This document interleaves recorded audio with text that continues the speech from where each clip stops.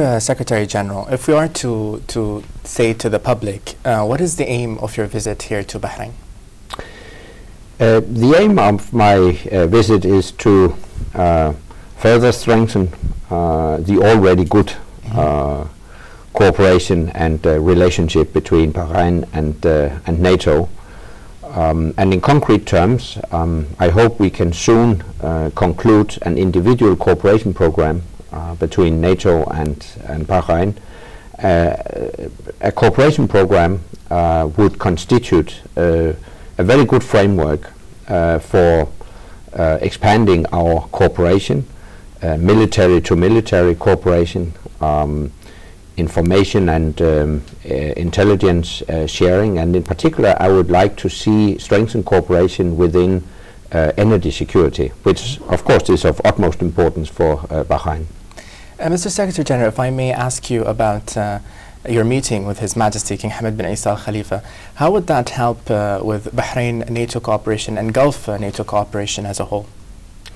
It was a very positive and very fruitful meeting with His Majesty. His Majesty confirmed the strong commitment to our partnership, and we discussed how we could carry this work forward, an individual cooperation program and also other initiatives. And of course we had a good opportunity to discuss the security situation in the region, and I reaffirmed that the security of countries in this region is of strategic interest for NATO. Mr. Secretary General, the Istanbul Cooperation Initiative, we all know that yesterday you stressed the call for certain countries like Oman to join in. 6 years after it has been launched, how do you assess this initiative now? The Istanbul Cooperation Initiative has been very successful. During 6 years we have developed a huge range of cooperation activities with the 4 participating countries.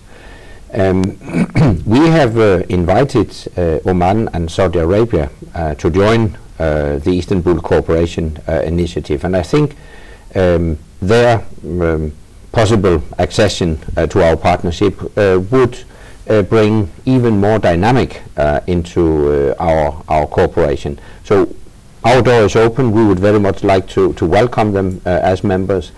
We appreciate the current cooperation also as a forum for political consultation.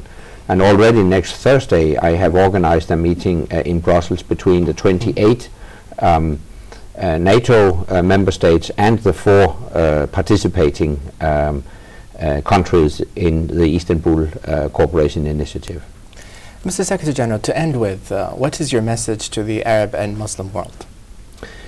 I have a very clear message. I attach great importance to NATO's partnerships with countries in the Muslim world. We have 2 partnerships. We have the Istanbul Cooperation Initiative, we have the Mediterranean Dialogue, and both partnerships